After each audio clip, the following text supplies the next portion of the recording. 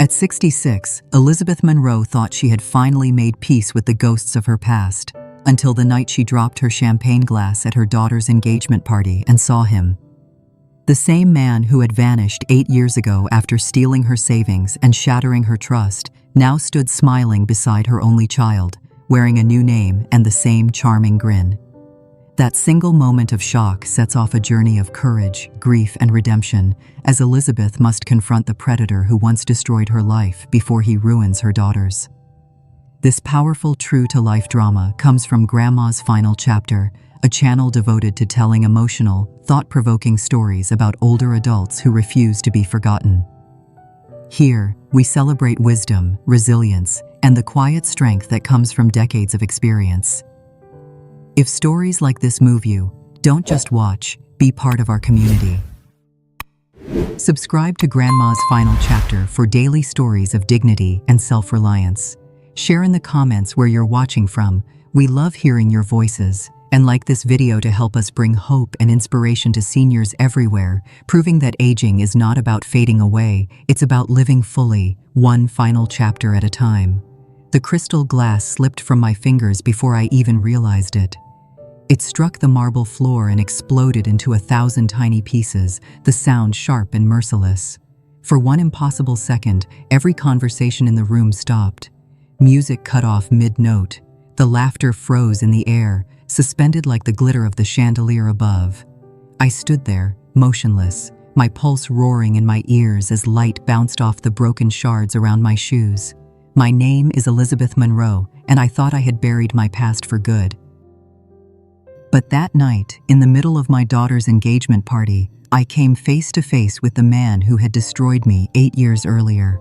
He stood only a few feet away, his hand resting possessively on my daughter's waist, smiling that same easy smile that had once made me believe I was safe. The guests whispered softly. Someone asked if I was all right. I could not move. My throat tightened as my eyes locked on his. He looked different, older maybe, dressed in a dark suit that fit him perfectly, but the eyes were the same. The calm, piercing blue that had watched me sign away the last of my savings. The same eyes that had smiled at me across candlelight before vanishing from my life and leaving me broken. "Mom, what's wrong?" Lauren's voice floated across the room. She was radiant, her hair swept up, her ring catching the light. "Are you okay?" I tried to speak, but my mouth was dry. "I'm fine," I whispered. The lie came automatically, like a reflex. "I just need some air." I pushed through the crowd, ignoring the curious stares, and stepped onto the terrace. Cold wind rushed over my skin, carrying the scent of the river and pine trees beyond the hotel garden. My reflection stared back at me in the tall windows, pale and trembling. I pressed a hand to my chest and forced myself to breathe. Inside, laughter started again. The band picked up a slow jazz tune, as if nothing had happened. Through the glass doors, I could see him mingling effortlessly, his arm never far from Lauren's. He was calling himself Daniel Price now. To everyone else, he was the charming entrepreneur from Seattle, successful, kind, and attentive. To me, he was still David Carson, the man who had walked into my life when I was a grieving widow and walked out with $90,000 of my husband's insurance money. My fingers closed around the small silver ring on my right hand, the one Andrew had given me for our 10th anniversary. I used to twist it for comfort whenever I felt lost. Now I gripped it so tightly that it pressed into my skin. The sound of the glass shattering replayed in my mind, louder each time. How was it possible? Out of every woman in the world, out of every city, he had found his way to my daughter. I remembered the way he used to laugh, the careful way he poured my coffee, the way he said my name when he wanted to make me trust him. I remembered the moment I discovered what he had done, the sinking weight in my stomach as I read the bank statement, the months that followed when I could barely look people in the eye. I had promised myself I would never speak his name again, and yet here he was, living under a new one, smiling like a man reborn. The doors opened behind me. "Mom?" Lauren stepped out, her voice gentle but worried. Daniel followed, his presence calm, polite, practiced. "Are you sure you're all right?" she asked. I straightened my shoulders, just overwhelmed. "It's a beautiful party." He stepped forward, extending his hand. "Mrs. Monroe," he said smoothly, "I'm so glad we finally get to meet. Lauren talks about you all the time." For a heartbeat, I thought about turning away. Instead, I reached out. His hand was warm. My skin prickled as our fingers touched. "Likewise, Mr. Price," I said softly. "I've heard quite a lot about you." He smiled, his eyes steady on mine, and in that silent exchange, I felt the full weight of recognition. He remembered me. I was certain of it. The moment passed, and the music swelled again behind us. People began to cheer for the newly engaged couple. I let go of his hand and took a small step back. My heart was still racing, but beneath the fear, something else began to rise. Anger. Cold, deliberate anger that cut through the haze of shock. I looked at Lauren, her face glowing with joy, and I made myself a promise. He would not take anything from her. Not her money, not her peace, not her future. The sound of the broken glass still echoed faintly in the back of my mind as I turned toward the night sky. It was no longer just the sound of something breaking, it was the sound of something beginning. If you have ever witnessed a moment that froze your heart the way mine did, leave a heart in the comments. You are not alone. It began in the hollow months that followed Andrew's funeral. The house on Cedar Hill felt like a museum built for ghosts. His slippers waited under the bed, his jacket still hung by the door, and his toothbrush leaned against mine in the bathroom cup. I kept expecting to hear his steps in the hallway, to feel the bed shift under his weight. But only the wind moved through the rooms. I would sit in the kitchen long after midnight, tracing the rim of his coffee mug, watching the streetlight flicker against the window. The world outside went on turning. Mine had stopped. The grief counselor told me to attend the Widows Support Circle at a community center near Lake Union. "It helps to talk," she said, as if words could fill the silence that had replaced my life. I went anyway. I needed to be around voices, even if they only reminded me of what I had lost. That was where I met him. His name was David Carson, introduced as a volunteer who poured coffee and helped with event logistics. He seemed younger than the others, perhaps 45, with an easy smile and gray eyes that looked like calm water. He remembered every name. He remembered how I took my coffee, 2 sugars, no cream. One evening, I noticed him watching me as I twisted my wedding ring, a habit I could not stop. The gold had dulled, but the engraving inside still caught the light. AEM to EL forever. "That ring has a story," he said gently. "It does," I replied. "I suppose I still wear it because I don't know what to do without it." He nodded with quiet sympathy. Sometimes holding on is the only way to breathe. It was the kind of line that cut through every defense I had left. He did not speak like the others who tried to comfort me with empty phrases about moving on. He listened, carefully and without interruption. His silences were as gentle as his words. Weeks passed.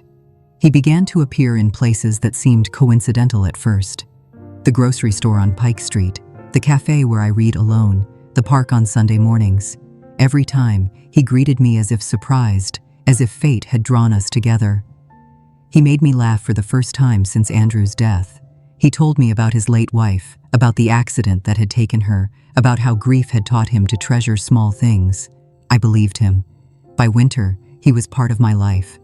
He brought groceries when I was too tired to cook. He changed the batteries in the smoke detector. He remembered the song Andrew loved and said it reminded him of me. When he held my hand for the first time, his touch was steady, patient, and familiar. It felt like something healing rather than something beginning. The house brightened again. I put away Andrew's slippers. I cooked meals for 2. I started to imagine a future that didn't hurt to picture. Friends noticed the color returning to my face. I told myself that Andrew would have wanted this, that it was possible to be loved twice in one lifetime. Then the language of comfort turned into the language of control. It began with advice, financial, practical, harmless at first. He worked in investments, he said. He wanted to help make Andrew's insurance money grow. He spoke in calm, careful tones about security and legacy, about protecting what Andrew had left me. I trusted him. I signed where he pointed. 9 months after we met, $90,000 left my account and went into what he called a joint venture fund. I thought I was building a future. 2 weeks later, he was gone. His phone disconnected. His office address was fake. The email bounced back with an error message that looked almost mocking. I called the police. They took my statement with the weary patience of people who had seen the same story 100 times. I was 58 years old, and I had been conned out of the last piece of security my husband had left me. I sold the house, paid what debts I could, and moved to Portland to be near my daughter. I told her I needed a change of scenery. I did not tell her about him. Years passed. I learned to live small. I stopped wearing bright colors. I wore the same silver ring Andrew had given me, not because I still believed in forever, but because it reminded me of who I used to be before my trust was stolen. The pain became dull, like a scar that no longer throbs but still itches when it rains. Then came the night of the engagement party. When I saw him standing in that room, dressed in a tailored suit, his hand resting on Lauren's waist, every wall I had built cracked open. His hair was shorter, his voice lower, but the eyes, those glacial blue eyes, were the same. He was calling himself Daniel Price now. To everyone else, he was a charming entrepreneur from Seattle. To me, he was a man who had crawled out of the ashes of my past to steal from me again, this time in a way that no mother could bear. I touched my ring, feeling its familiar groove, and the truth struck like lightning. Evil does not die. It changes its clothes. He had taken my husband's legacy once. Now he meant to take my daughter's future. I smiled for the cameras, for the guests, for my daughter's joy. But behind that smile, I was already rebuilding the fortress he had once broken. This time, I would not be his victim. This time, I would be his end. Sleep refused to come. The apartment was filled with the soft hum of the refrigerator and the distant sigh of traffic crossing the bridge. Shadows from passing cars drifted across the ceiling like waves. I lay awake, my thoughts circling the same question until they began to blur. When the clock glowed past 2, I gave up, made a cup of tea I did not want, and opened my laptop at the small table by the window. I typed his name slowly, Daniel Price. The screen filled with neat lies, a professional headshot, a sleek company website, testimonials that sounded genuine, a LinkedIn page with carefully crafted achievements. It all looked perfect, too perfect. Every record began in January 2020. Before that, there was nothing, no college, no news articles, no trace of a life lived, as if he had been created from clean paper 5 years ago. The tea went cold. I searched again, adding cities, initials, anything. Daniel A. Price, Price Investments, Seattle. Every link looped back to the same emptiness. I stared at the photo on my shelf, Lauren at 26 in her first wedding gown, smiling and uncertain. I turned it face down. I could not bear to see hope looking back at me. By 3 a.m, I had moved on to public records, business licenses, tax rolls, voter registrations. The documents existed, but were hollow. No trail led backward, no mistakes, no history, no human fingerprints. It was like touching a wall that looked like a door. The wind pushed against the windows. I opened a drawer and pulled out an envelope holding Lauren's photo. I traced the curve of her face and folded it in half. It felt like pressing a warning shut. I needed help, real help, not more endless clicking through shadows. I reached for the list of contacts a friend had once given me, former detectives, cyber analysts, people who hunted what others missed. One name caught my eye, Detective Nora Blake, independent investigator, Portland. I left a voicemail. 10 minutes later, my phone rang. "Miss Monroe," a steady voice said, "you mentioned an identity that appears after 2020. Tell me everything." I told her about the party, the broken glass, the man who had once been David Carson. "Meet me at 9, she said. "Selwood District. Bring what you have." The sky was beginning to pale when I finally slept in the chair by the window. Nora's office sat above a bike shop that smelled of oil and cedar. She had cropped gray hair, a lined face, and eyes that measured everything. She offered coffee so strong it burned the back of my throat and opened a notepad. "Start with names," she said. I gave her both: David Carson of Seattle, 2017, Daniel Price of Portland, 2024. She began typing, her fingers sharp on the keys. Website domain registered January 2020. Offshore, stock photo headshot, fake references, classic synthetic identity. Let's find what lies underneath. Minutes passed in silence. Then her tone changed. Denver, 2016. Complaint filed under David R. Carson, romance fraud. Woman withdrew charges, loss amount unspecified. The room tilted slightly. "So he has done this before?" "Yes," Nora said. "Predators don't change methods, only masks." She printed the record and slid it across to me. The black lines on the paper felt heavy. A woman's handwriting described everything I already knew. A man who brought comfort, built trust, promised safety, and vanished when love became real. "Can you connect him?" I asked. "Not yet, but the dates, the profile, the behavior they match. If he's hiding under a new name, he left a seam somewhere. He always will." I stared at the paper until the letters blurred. My pulse beat in my throat. "He's here for my daughter," I whispered. Nora's voice softened. "Then we start now. I'll dig through his business records, travel logs, bank registrations. You keep him close. Do not confront him yet." Outside, the morning had turned bright, but the light felt thin. I walked to my car and paused by the river. The air smelled of rust and rain. I reached into my purse and touched the folded photograph of Lauren. The paper was warm from my hand. That night, back in my apartment, I sat at the same table with the laptop closed. The river shimmered beyond the window, moving steadily toward the sea. His online life looked spotless, but the emptiness around it was proof enough. Real people leave mess behind. Only ghosts stay perfectly clean. I took off my wedding ring and placed it on the table. The metal caught a sliver of light and reflected my face back to me, older, sharper, and awake. I was done grieving. I would follow the hollow spaces of his story until I reached the truth. And when I found where the darkness began, I would tear it open. Morning light filled the kitchen, soft and golden, but it could not warm the chill that had settled in the air. I had been waiting for Lauren since dawn, the untouched coffee long gone cold beside me. When the knock came, my heart lifted for a moment, foolishly hoping she had come to ask if something about Daniel felt wrong. Instead, one look at her face told me she was not here for comfort. She stood in the doorway, perfectly composed, her coat still buttoned.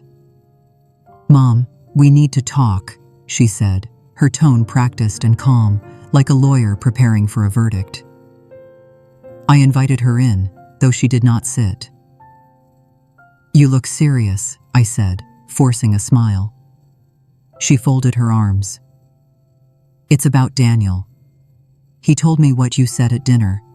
The questions. The way you kept pressing about his past. I was only trying to get to know him," I answered. "That's what mothers do when their daughters are about to marry." Her eyes hardened. "There's a difference between curiosity and interrogation." "You made him uncomfortable." "I made him uncomfortable?" The words escaped before I could stop them. "Lauren, that man—" "Mom, please stop," she interrupted. "You've been strange ever since the engagement, suspicious, distant, critical.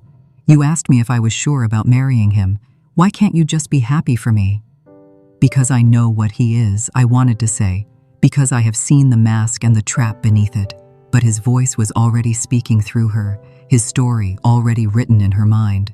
Anything I said now would only sound like bitterness. "I only want you safe," I whispered. "I am safe," she said sharply. "Daniel is the best thing that has ever happened to me. You can't stand that I found happiness." "That isn't true." "Isn't it?" she said softly. He warned me this might happen, that some mothers can't let go. I felt the world tilt. He had planted every word, every seed of mistrust, and now she was repeating them as her own. "Lauren, you do not know him," I said carefully. Her expression softened briefly. "Mom, you've been alone for a long time, but you can't take that out on him." The accusation struck deep. I looked at her, realizing that my silence would be twisted into guilt and my honesty into proof of jealousy. He had built the perfect wall between us. She placed an envelope on the table. "The wedding invitations came yesterday. I thought you might want to see one." The gold script shimmered against the ivory paper. "Lauren Monroe and Daniel Price request the honor of your presence." The letters blurred as I read them. She had printed my name, but her voice told me I was no longer welcome. "Mom," she said softly, "Daniel and I think it's best if you take some time to rest. Maybe it's better if you don't come to the wedding." The room spun. "You want me not to come?" "I just want peace. It's supposed to be a happy day. Please don't make it harder." I gripped the invitation until it bent. "He told you to say this." She looked away. "Daniel doesn't tell me what to say. This is my decision." It was not, but if I argued, I would only become what he had painted me to be.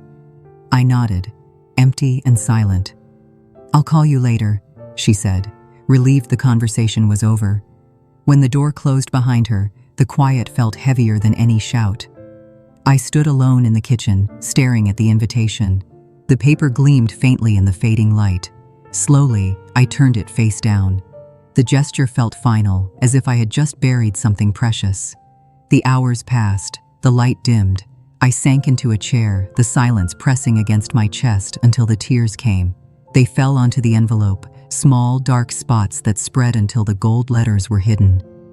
The sound that escaped me was neither cry nor scream, only the rough ache of a mother who had been replaced by a stranger's voice. I slid from the chair to the cold floor, the invitation still clutched in my hands. For a long time I stayed there, breathing in the faint scent of paper and salt, imagining that I could still reach her. When the tears finally stopped, anger took their place. Not wild, not loud, but steady. He had turned love into a weapon, twisting every instinct I had into proof of his story. He did not need violence. He only needed to rearrange the truth. I rose slowly and placed the damp invitation back into its envelope. Then I set it beside Andrew's photograph on the mantel. Their faces, one from memory, one from hope, seemed to meet in the reflection of the window. "You will not have her," I whispered into the dim room. Outside, the river caught the last trace of light and carried it west. Inside, I stood still, the pain sharpening into resolve. If you have ever been misunderstood while trying to protect someone you love, tell your story. Somewhere, someone needs to know that they are not alone. Grief has a voice. It whispers that you are powerless. That morning, I refused to listen. I woke before sunrise, washed my face with cold water, tucked my hair back, and slipped the embroidered handkerchief into my coat pocket. White cotton, neat blue letters that read L.M. Lauren Monroe. I pressed my thumb along the stitching until I could feel the tiny ridges against my skin. It steadied me like a pulse. Nora answered on the second ring. "I am still working the Denver lead," she said. "If you can be here in an hour, I will have something to show you." Her office smelled like dark coffee and printer ink. The blinds were open to a pale sky and a line of maples beginning to turn. On her desk, a corkboard had appeared since my last visit. Threads crossed from city to city. Names were pinned beneath them with dates and short notes in Nora's careful hand. 6 confirmed victims in the last 9 years, she began. Different names for him, different job titles. The pattern is stable. He enters at a moment of loss or transition, gains emotional trust, then access, then control. The total losses I can document come to 2.4 million. That is only what is on paper. I stared at the list.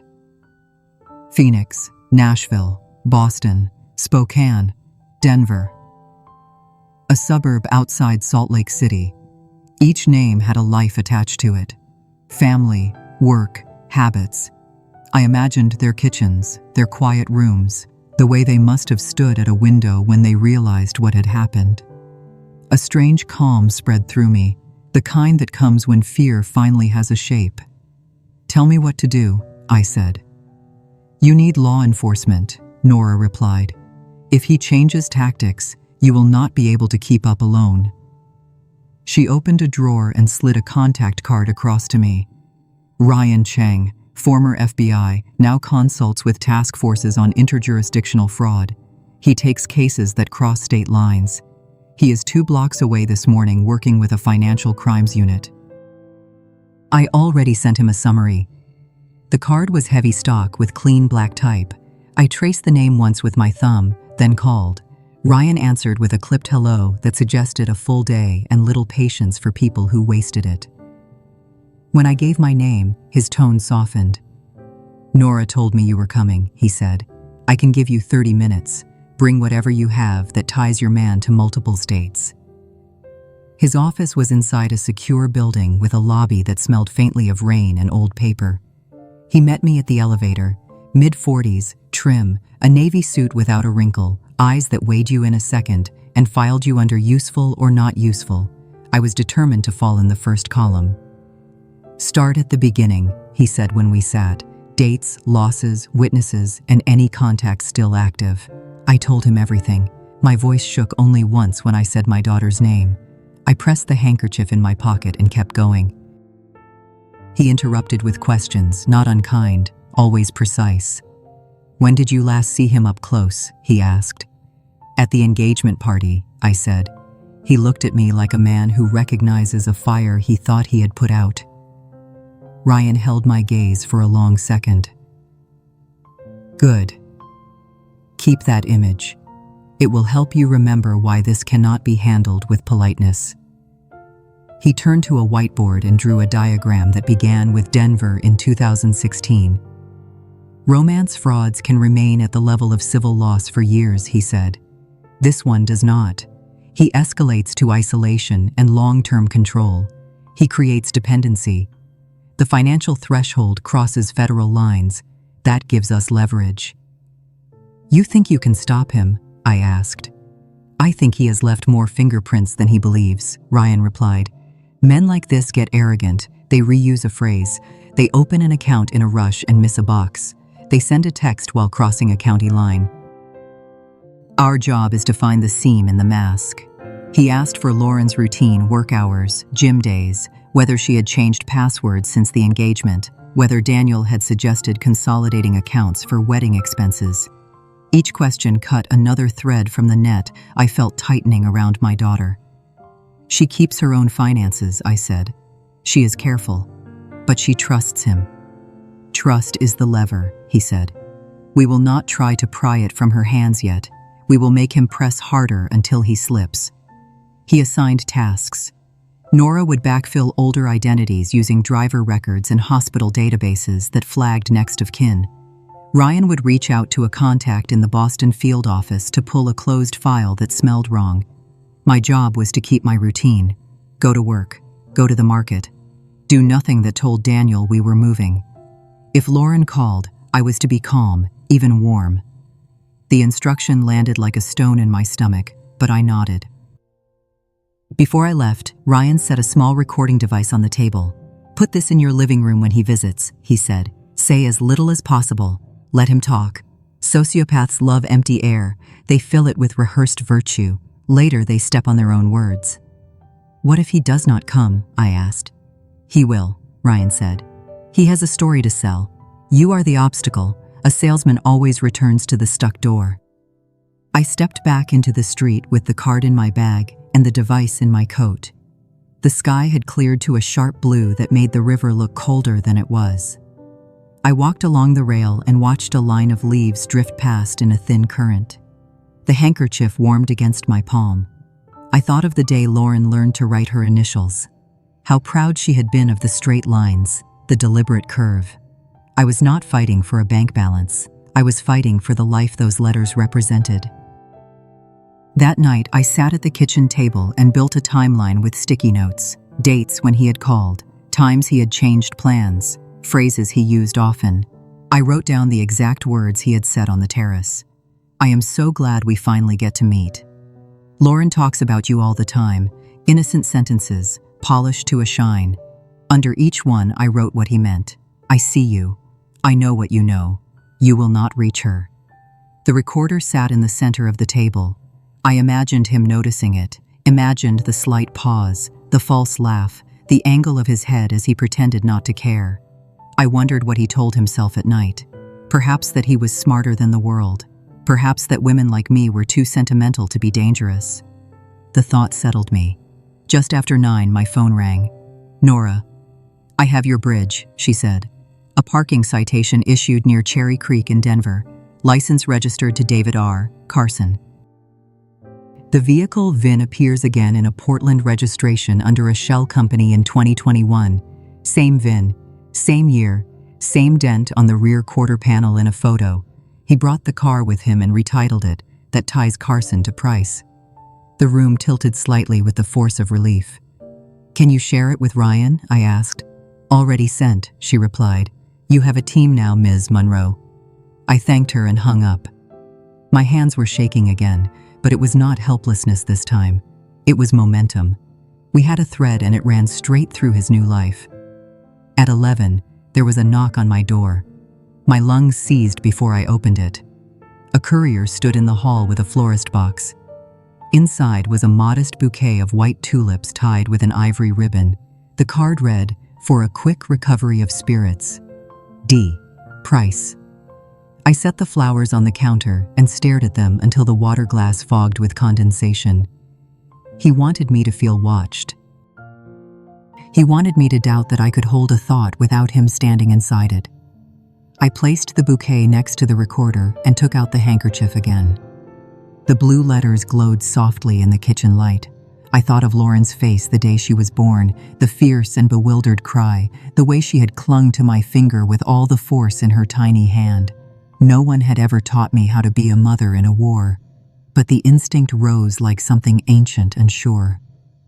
I called Ryan. He sent flowers, I said. Good, Ryan replied. Gifts are a way to mark territory. Keep the card and the ribbon. We can lift prints if needed. After we hung up, I opened a draft email to myself and began to write everything I might forget in fear. The cadence of his voice, the way he watched the door while he spoke, the scent of his cologne, faint citrus under something metallic. The details gave me ballast. They pulled me out of dread and into focus. The day moved like a slow march. Dusk gathered on the river. Lights sparked on the far bank. My phone stayed quiet. I almost wished for it to ring so that I could hear his voice and map the places where it tried to hide. When sleep finally came, it was shallow and crowded with doors that would not open. Morning brought new messages. Nora had linked the Boston victim to a storage unit in his name that had been emptied in a single night. Ryan had identified a Wyoming LLC that shared a mailing service with Daniel's Portland business. Step by step, we were painting the space around him until there would be nowhere left to stand. I dressed and slid the handkerchief into my pocket again. I did not pray often, but I spoke to Andrew under my breath as I tied my shoes. Keep me clear. Keep me brave. Keep our daughter safe. On my way out, I paused at the table. I picked up the florist card and held it to the light. The handwriting was neat and practiced. It gave nothing away. I put it in a plastic sleeve and sealed it. In the hall mirror, I barely recognized the woman looking back. There were lines I did not remember and a set to the mouth that belonged to someone who had learned to walk through fire. I squared my shoulders. This time, I said aloud to the empty room, I will be the hunter, not the prey. The cafe on the corner of 12th and Johnson had been there since before the Pearl District became fashionable. The floor was old pine, scarred and honey-colored. Tin tiles rippled across the ceiling. A row of wide windows let in a silvery light that made every surface look cooler than it felt. I chose a corner table with my back to the wall and a view of the door. The server set down a small vase with a single sprig of rosemary and asked if I wanted anything to start. I ordered black coffee and kept my hands folded in my lap until the cup arrived. I had sent the message that morning. Lunch to clear the air. A fresh start for the sake of Lauren. He replied within 5 minutes with a smile in the text and a time that was only slightly inconvenient, the kind of detail that makes a person seem considerate. I arrived early. I wanted the room to settle around me before he sat down. The door opened and he stepped in wearing a charcoal jacket and a look of mild surprise that was meant to flatter, as if he had not expected me to choose such a tasteful place, as if he had not already imagined exactly where I would sit. He approached with a warmth that would have charmed a stranger who had never watched him vanish. "Elizabeth," he said, as if the name were a soft gift. "Thank you for reaching out." "Thank you for coming," I answered. I wanted to apologize if I seemed harsh at the party. It was a crowded night. I did not handle it well. His smile suggested forgiveness before I had fully asked for it. He took the seat opposite me, and the server appeared as if summoned by the performance. He ordered a macchiato and a salad without looking at the menu. I noticed the way he placed his phone face down, screen toward the table, a gesture that reads as respect while keeping control of the room. "For what it is worth," he said once we were alone again, "I understand why you are protective. Lauren is remarkable. Any mother would set a high bar." "I am glad you think so." I lifted my cup and watched the surface settle. In the black reflection, I saw his eyes meet mine, then slide away as if to give me privacy. The move was perfect. It granted me space while reminding me that he could take it back at any time. He leaned forward a little. "I have not had an easy road either. There were years I am not proud of. Times when I made choices that hurt people who did not deserve it." He paused, allowing the words to breathe. "There was a woman named Margaret. I failed her when she needed care. I learned from that. I would do anything to make sure I never repeat it." The name struck like a hand placed lightly at the base of my neck. Not pressure. Not yet. Only the promise of it. He remembered everything. He wanted me to know that he remembered. I set my cup down with care. "How did you fail her?" I asked. "By thinking I knew what she needed," he said.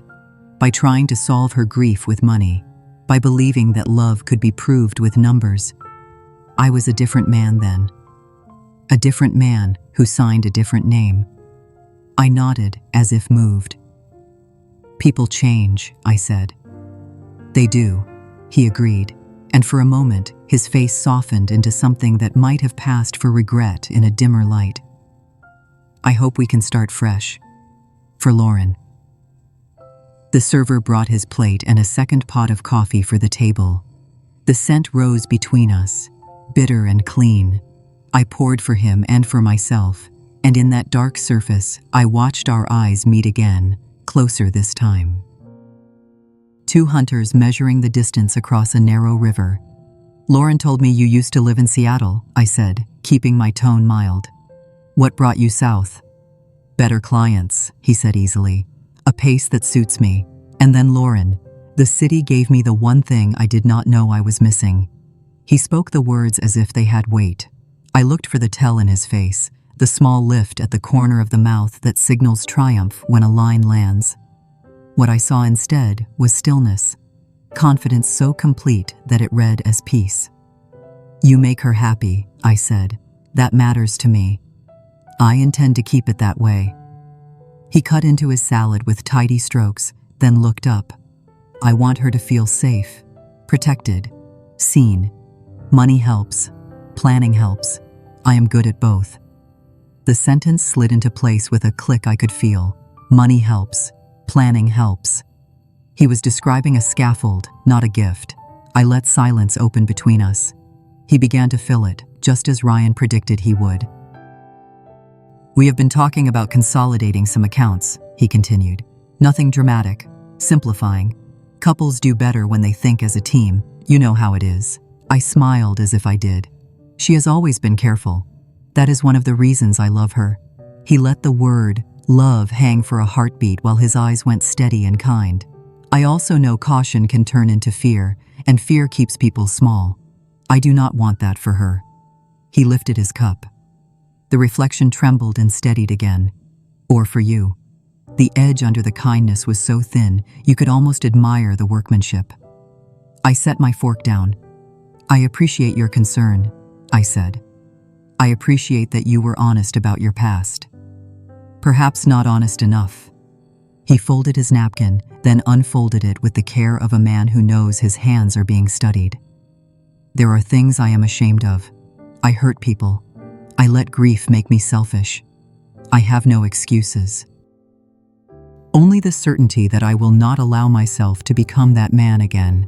He had changed tactics. He was not denying. He was reframing. The old injuries were lessons. The new life was proof of recovery.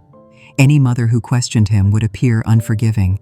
Any daughter who doubted him would feel disloyal to the project of redemption. What would you say to Margaret now? I asked, keeping my eyes on his. He did not blink. I would say I am sorry. I would say I hope she found someone who treated her with the steadiness she deserved. I would say I am trying to honor her by being better to the woman I love now. He lifted his cup. Our faces hovered in the black surface between us like masks on a stage. His eyes held mine for a fraction longer than was polite. It was not a threat. It was a measure. He was taking the length of my resolve the way a tailor takes a measurement around the ribs. I let him think the tape would close. The check arrived. He took it without asking and slid his card inside with an efficient hand. When the server left, he placed both palms on the table and softened his voice. Elizabeth, I would like for us to be family, not by replacing anyone, by building something worthy of your daughter. Can we agree on that? We can agree on the goal, I said. The worthiness is what remains to be seen. He laughed, a precise sound that ended before it revealed anything. Fair enough. May I walk you out? On the sidewalk, the afternoon had cooled. A streetcar hummed by. He stood close without crowding, the distance calibrated to signal safety. He reached for my hand the way a son might and squeezed once. Thank you for trusting me with lunch, he said. I will not waste it. I watched him cross the street and disappear into the flow of people. The rosemary on the table inside still leaned toward the window. In the glass, I could see my face, and behind it, the deep mirror of the coffee where his eyes had met mine again and again. Two predators studying each other across a line that looked like hospitality. As I walked toward the river, the realization arrived with quiet clarity that scared me more than any raised voice could have. He was not content to outrun his past. He was reconstructing it piece by careful piece. Same cadence, same theater of regret. Same scaffold of protection that would cinch tighter until the person inside could not move without his permission. He had found me once as a widow in a city that was trying to heal me. Now he had found my daughter and dressed the old script in new clothes. The wind off the water carried a smell of iron and rain. I placed a hand over the pocket where the handkerchief rested and felt the raised letters under the fabric. L. M. The initials pressed into my palm like a vow. I kept walking until my breath steadied, and when it did, I reached for my phone. Ryan answered on the first ring. I told him everything I could remember, every phrase, every pause, every place where his story tried to close around mine. Ryan did not interrupt. When I finished, he said, "Good. He is moving. He is not hiding anymore. That is when they make mistakes." I ended the call and looked back toward the cafe. Light struck the windows and turned the room into a pale square. In the reflection, I could still see the surface of the coffee like a small, dark lake. Two sets of eyes watching from opposite shores, each waiting for the other to step first. By the time I reached Nora's office again, the rain had started. It tapped the window with a patient finger while a printer worked in short bursts, spitting pages into a growing stack. Ryan stood beside the corkboard with his jacket off and his sleeves rolled, a pen tucked behind his ear. The board had changed. New lines ran between cities like veins. There were small photographs clipped at angles, some faces blurred, all of them women. Nora did not look up when I came in. "Close the door," she said. "We have a pattern that is no longer a theory." She slid the first page across the desk. It was a chart of names and dates arranged by state. Some I recognized from earlier, most I did not. Next to each name was a short notation. Widow, divorce finalized, inheritance, trust maturation. Her handwriting was clean and spare. At the far edge of the page was a new column. Daughter or niece of earlier victim. Ryan tapped that column with his pen. He started by targeting women who were alone and solvent. In the last 5 years, he began to return to the same families, daughters, nieces, younger sisters. He wants legacy damage. I sat slowly. He is not taking money. He is taking bloodlines.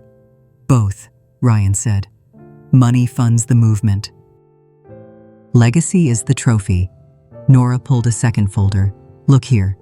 Inside were clippings and reports that shared a cruelly similar vocabulary: missing, accidental fall, drowned while hiking near a reservoir, carbon monoxide leak during a weekend away.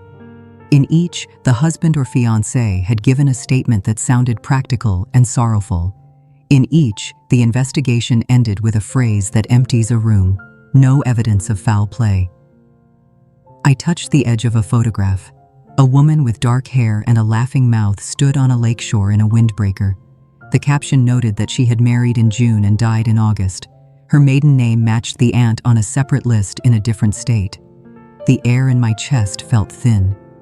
"Say his other name," I said, surprised at how steady I sounded. Nora opened a third folder, larger and heavier. The cover sheet bore a name I had not heard. Marcus D. Hale. She flipped to an interior page and pointed to a line that listed known aliases. David R. Carson. Daniel Price. 3 more I did not know. A grainy booking photo from a decade ago showed a younger face with the same quiet eyes. Ryan spoke quietly. Unproven connection to 7 deaths, different jurisdictions, different coroners, different insurance carriers. No conviction. Nothing that holds because nothing crosses the threshold alone. Together, it paints a picture that will not let me sleep. The rain grew louder. A freight horn carried in from the river and faded.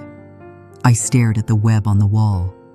He had built a practice, then a method, then a mission.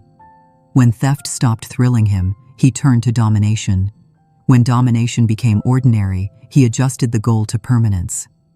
If no one in a family trusted love again, he would consider the work complete.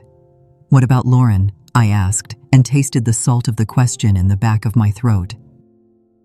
Ryan stepped closer to the board and traced a new line between Portland and Denver with the tip of his pen. She is not yet inside the window where his pattern escalates to physical risk.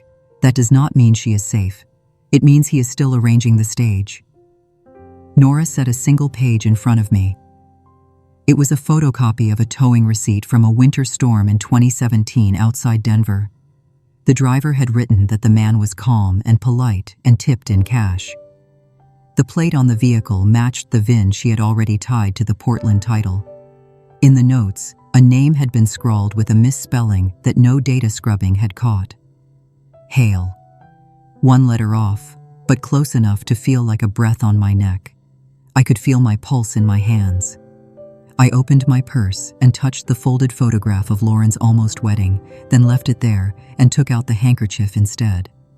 The stitching pressed into my palm and drew me back into my body. "Listen carefully," Ryan said.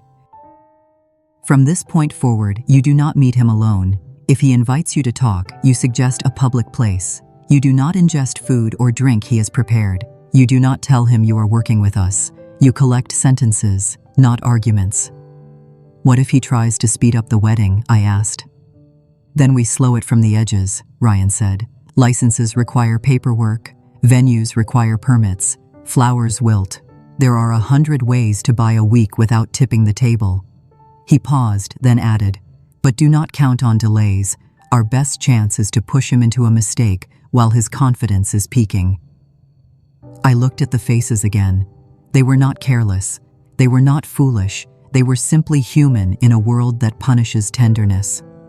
I thought of my ring on the kitchen table, of the bouquet of tulips set beside the recorder, of his face hovering in the black mirror of coffee like a second moon. The room sharpened around me. "Say it out loud," Nora said. Her voice was gentle, but her eyes were flint. "What is he?" I met her gaze. "He is not only a thief," I said. "He is a killer who prefers the dark." The words did not echo. They landed with a weight that felt right and terrible. Ryan nodded once, as if I had passed a test his job required him to administer. Nora slid a final page toward me. It was not a report. It was a small note in her own hand. "Call me if your lights flicker. Call me if your phone rings twice and stops. Call me if you feel watched in your own kitchen." These men rehearse kindness and improvise danger. I folded the note and placed it with the handkerchief. The rain softened. A truck rumbled past. Somewhere below us, a bell chimed the hour. I stood and faced the board one more time. The string between Denver and Portland looked like a suture trying to close a wound. It would never hold, not while he breathed. I glanced at Andrew's photograph in my mind, the smile that used to steady me, then at the imagined face of a future where Lauren no longer doubted her own voice. "I am not afraid of him anymore," I said, and felt the truth of it settle into my bones. "I am afraid of my silence." Ryan picked up his jacket. "Good," he said. "Fear of silence is how people live." He handed me a thin folder. Inside were steps written with the same precision as his questions. Change your locks, vary your route. Archive every text. Keep copies in places he cannot guess. Tell 2 friends what you did today. Secrets are soil. Weeds love them. The rain stopped. Light pushed through the clouds and lit the tin tiles on the ceiling until they looked like coins. I tucked the folder under my arm and pressed the letters on the handkerchief one more time, LM. The fabric warmed under my touch. On my way out, I paused at the door and looked back at the board. 7 women stared toward a lens they had trusted. I bowed my head without meaning to, then opened the door and stepped into the clean air. Outside, the pavement shone. Cars sent up thin curtains of spray. I walked toward the river with a new understanding inside me like a hard jewel. He had crossed a line long ago. I had just crossed mine. The fall had to sound believable. Ryan said the neighbors should hear a thud and a gasp. Nothing theatrical, nothing that would invite an ambulance. Nora coached me on the timing. I practiced once on the carpeted step with a stack of towels. The pain bloomed in my hip in a way that would leave a real bruise. It felt almost comforting to know that the hurt would show. We set the apartment the next morning. Ryan's team moved with quiet economy. A button camera nested in a bowl of green apples. A microphone sat inside a ceramic sugar jar. Another recorder tucked behind the spine of a cookbook Andrew used to read for the stories between the recipes. Wires snaked neatly into a baseboard outlet and vanished. The old wall clock that had hung in our dining room for 3 decades ticked with its soft wooden heart. I had wound it that dawn and listened to its steady pulse while I memorized the plan. "Keep your answers short," Ryan said. "If he wants to talk, he will. If he asks about the argument with your daughter, let the air sag a little. Men like this enjoy filling emotional rooms." "And if he tries to take me somewhere?" I asked. "You will tell him you are dizzy," Ryan said. "You will ask for a glass of water. You will move to the couch near the bowl of apples. We will be 5 floors down in the van. If he crosses a line, I will knock in the door." He placed the small transmitter against my sternum and secured it with surgical tape. The adhesive tugged at my skin. I could feel its circular coolness under the blouse, like a second coin on a chain. Nora brought the final prop, a narrow bandage for my temple and a shawl to soften the edges of the scene. "Lean on the banister when you walk," she said. "Let him see the shake in your hand." At noon, I sent a text. I told Daniel I had taken a spill on the stairs, that I felt foolish but was fine, that I would be resting and would not make the tasting appointment Lauren had mentioned. The 3 dots appeared almost at once. He replied that he was nearby and could bring soup from a place he loved. He added a smile I read as triumph. He arrived at 2. The peephole showed a neat jacket and a polite tilt to the head, the exact posture of a considerate fiancé. I opened the door and let my face fold in on itself. He came in with a paper bag and a gentle sound of concern. "You poor thing," he said. "You should have called me." "I did not want to worry anyone," I answered, moving slowly toward the kitchen. The bruise in my hip did its work. My steps were careful and honest. He set the pot on the stove and lifted the lid. Chicken soup steamed into the room, garlic and thyme and a brightness of lemon. He took bowls down as if he lived here and ladled with a practiced hand. I saw him glance at the shelf where Andrew's cookbook sat. A small smile came and went. "How did it happen?" he asked, carrying a tray to the coffee table. "The stairs?" "I missed the edge," I said. "I was thinking of too many things at once. Stress will do that."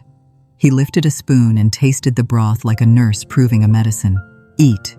It helps." I did. The soup was good. Warmth moved into my hands and along my arms. He watched me with a tenderness that would have deceived anyone without a tape against her skin. I let my voice go soft. "I am sorry about the other night," I said. I lashed out. "I have not been myself." He waved it away. "Families bend. They do not have to break." He reached for the hand resting on my knee and held it with a pressure that was almost paternal. "We both want the same thing. Lauren's happiness." Outside, a seagull cried and the sound threaded down the chimney. Inside, the clock ticked faithfully on the wall. I kept my breathing even and let the quiet widen. He stepped into it. "She worries about you," he said. "She feels torn. She wants you to feel included. I want that too." "Included," I echoed, as if the word were new to me. "In the easy way," he said. "Without friction. We can make that happen. It only takes trust." He set his bowl aside and leaned back, studying my living room like a surveyor. His eyes traced the photographs, the books, the clock. He nodded at the bouquet on the counter, already opening in the warmer air. "I know how hard it is to be alone," he said. "I grew up fast. I learned to fix things so that people did not worry. Sometimes I overdo it. Sometimes that looks like control, when what I mean is care." I looked down at my hands, then up at his face. The surface of the coffee on the tray was dark and perfectly still.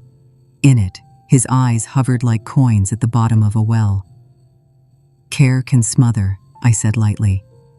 "It can," he agreed, "but it can also save." He let that word rest for a long second.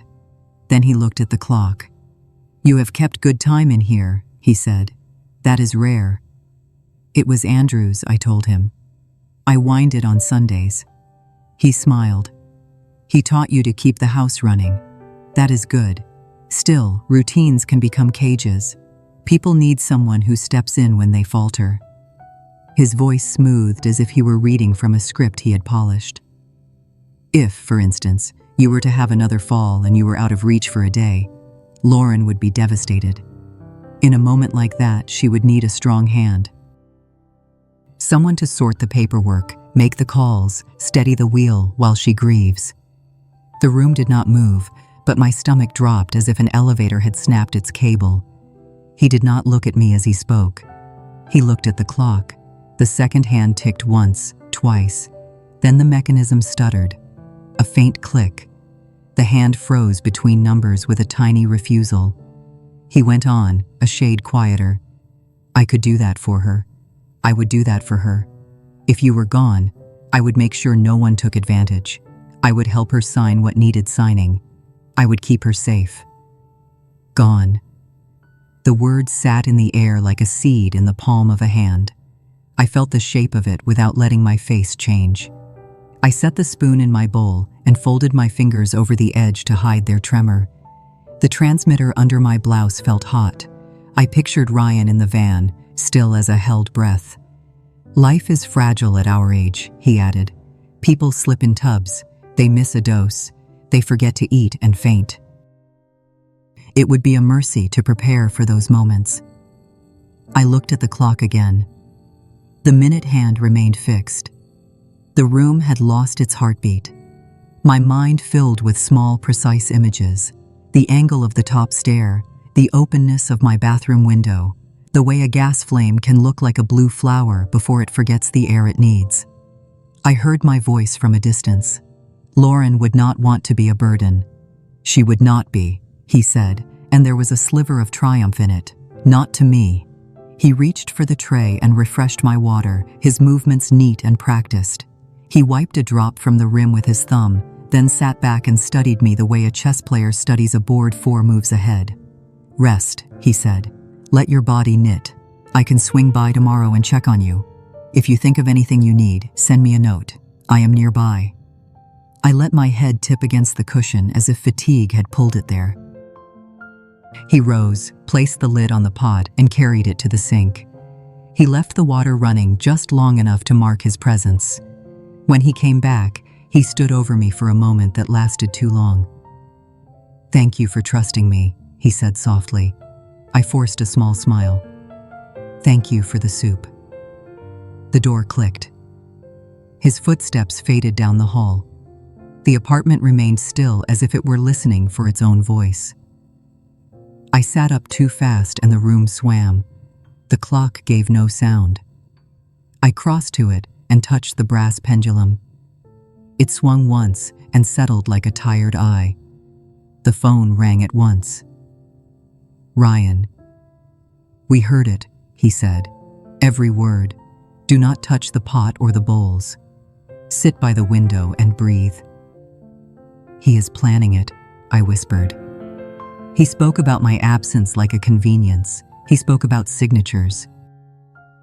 He looked at Andrew's clock and time stopped. On the other end of the line, I could hear paper sliding, a pen uncapped, orders given in a tone that did not rush and did not soothe. He told me Nora was on her way up. He told me to keep the door locked. He told me that we were closer. I hung up and sank into the chair by the window. The river showed a slow band of light, the color of pewter under a thinning cloud. I placed a hand over the transmitter and felt its small confirmation against my skin. The fear was there, bright and exact, but it was not the old fear that had hollowed me after Andrew died. This new thing had edges I could hold. I stood, wound the clock, and listened for the first tick. It came like a heartbeat returned after a long swim. Then I sat again and waited for Nora's knock, the handkerchief warm in my pocket, his words replaying like a wire pulled tight between two posts. If you were gone, I would keep her safe. Gone. Safe. The pairing made a kind of music that only a predator finds beautiful. His building rose like a sheet of black glass beside the Columbia, each window a pale square that watched its own reflection in the water.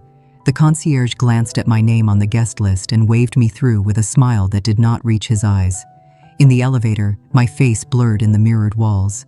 I pressed a hand to the pocket that held Lauren's handkerchief and felt the raised letters steadying my breath. The hallway outside his door was hushed and carpeted, the kind of silence that money buys so it never has to hear itself. I knocked once. The door opened on a room that smelled faintly of citrus and polish. The space looked like a model home, exquisite and unlived. White walls, steel fixtures, a river of light sliding across a low table. "Elizabeth," he said. He looked surprised, then pleased. He wore a dark sweater and the same easy calm I had seen in every setting. "What brings you out so late?" I stepped inside and let the door close behind me. "I did not come for pleasantries," I said. "I came to speak to the man who lives here under a name that is not his." He tilted his head as if I had told a joke he did not get. "You are welcome to speak with Daniel Price." "I am here to speak with Marcus Hale." He laughed. It was not loud. It was not cruel.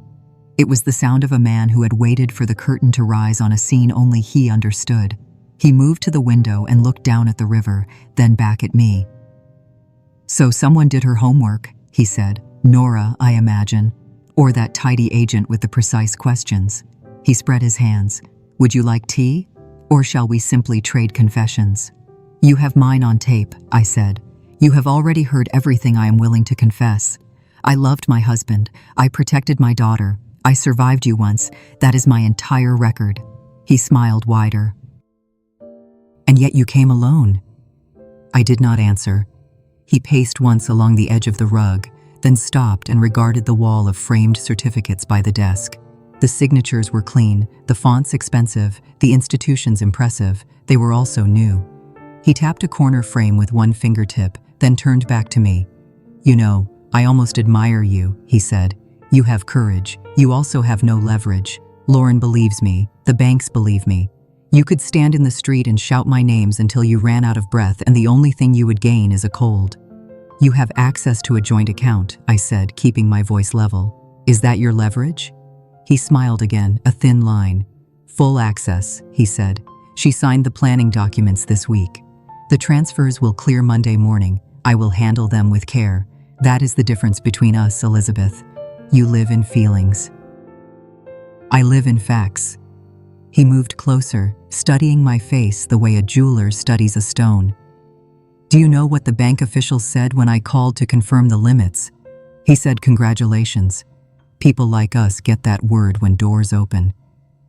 I heard the whisper of movement in the hall behind the bedroom. I kept my features still. You will not be congratulated for long, I said. Not when your names and cities line up like a map that shows bodies and disappearances. He shrugged. Accidents happen. You of all people should know how fragile life is. The right step at the wrong time. A slip of attention. A tragic fall. I am not responsible for the gravity of other people's lives. I thought of the old clock that had stopped when he spoke about my absence. I thought of the pot on my stove and the spoon he wiped clean with his thumb. Rage rose, clear and cold. You talk about gravity, I said, but what you worship is control. You strip people of the ground beneath their feet and then call it lousy balance. Something flickered in his eyes. It was not shame. It was irritation at a note sounded out of tune during a well-rehearsed piece. He turned his back and looked out at the river again. Enough, he said. I have an early meeting. If you came for a confession, consider this one. I built a better life than the one I was born into. I became the man people need. I take what I am owed for that service. If some cannot carry the weight of that exchange, I do not linger at their graves. The bedroom door opened. Do not bother, a voice said quietly. You will not be leaving for any meeting. He spun. Lauren stood in the doorway in a dark jacket, her hair pulled back, her face composed in a way I had never seen. Two agents stepped out behind her with the practiced stillness of people who know exactly how to take a room.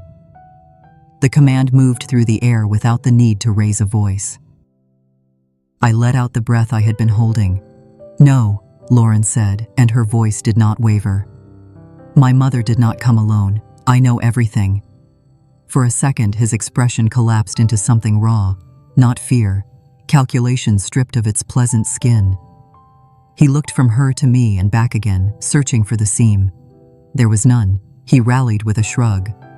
You signed, Lauren. You agreed to a future. We are simply making it official. She stepped forward, holding a thin folder. I signed nothing that will ever touch my accounts, she said. You signed a script you have been using for years. The living room filled with motion that had the calmness of rain. Badges flashed. Words were spoken that landed like steel. Ryan's voice reached me from the hall, steady and clipped, a voice I had learned to trust. Hands moved where they needed to move. The sound of cuffs closing was small and final. Marcus looked at me as they turned him toward the door.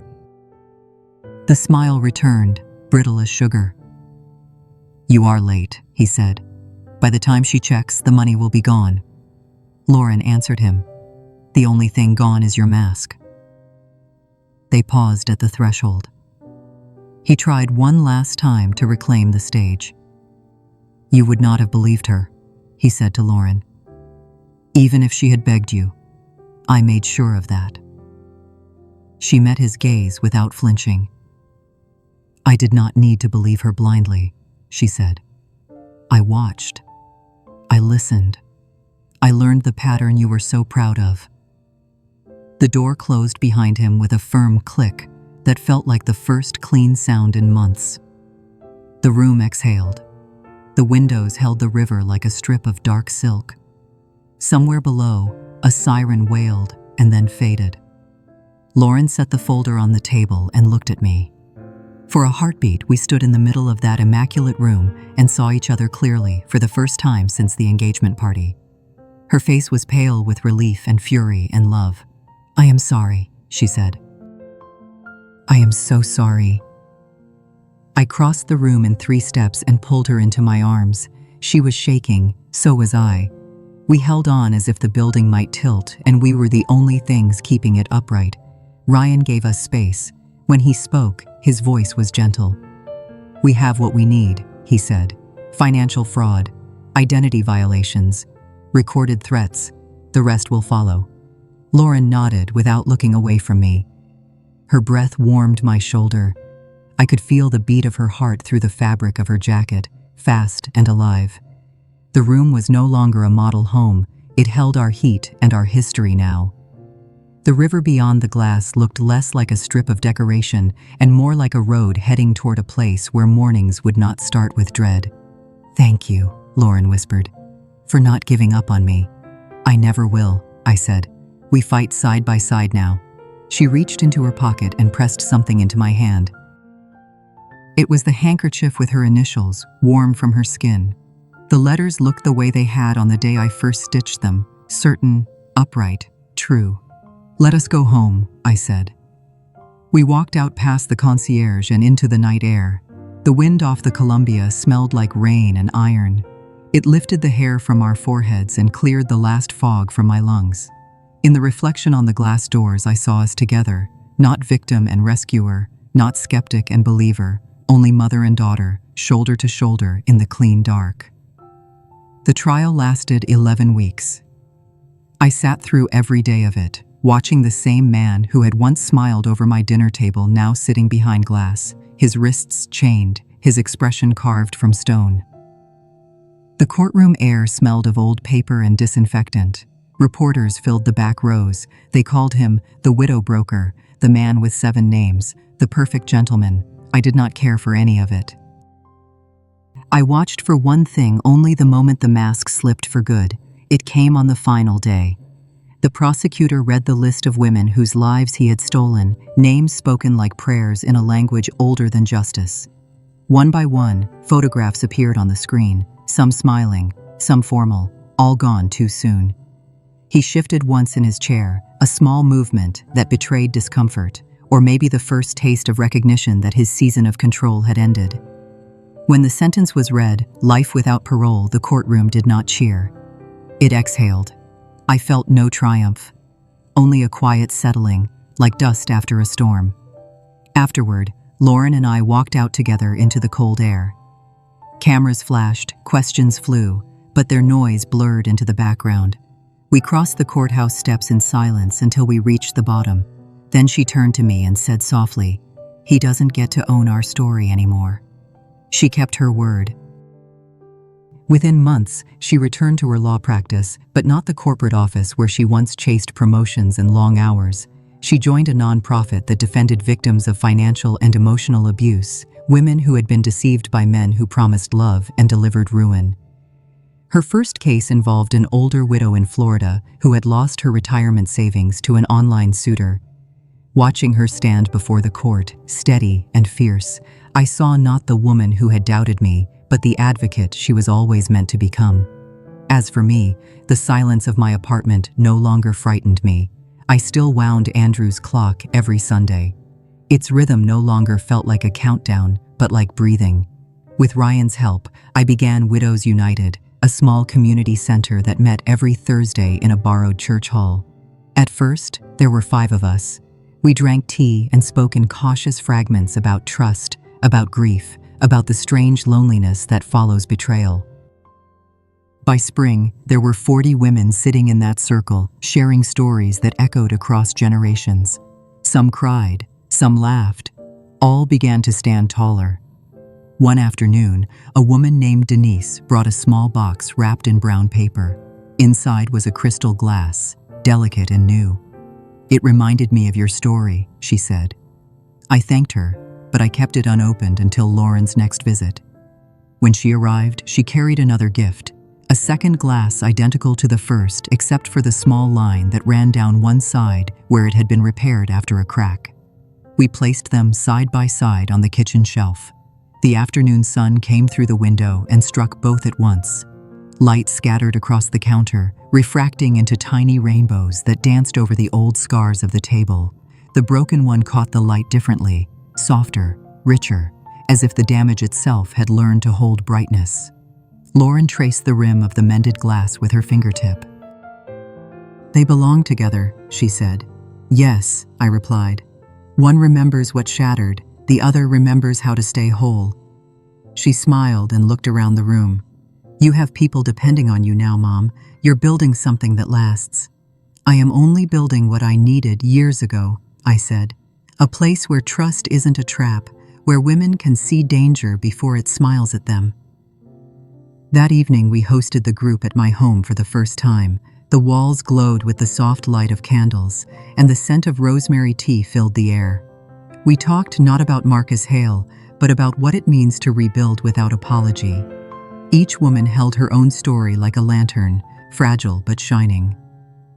When the meeting ended, they left one by one, their steps lighter than when they had arrived. After the last door closed, Lauren stayed behind. She poured 2 glasses of water into the crystal pair and set them on the table. "To new beginnings," she said. "To endings that taught us how," I answered. We touched our glasses together. The sound was pure and sharp, a bell made of forgiveness. The water trembled and stilled.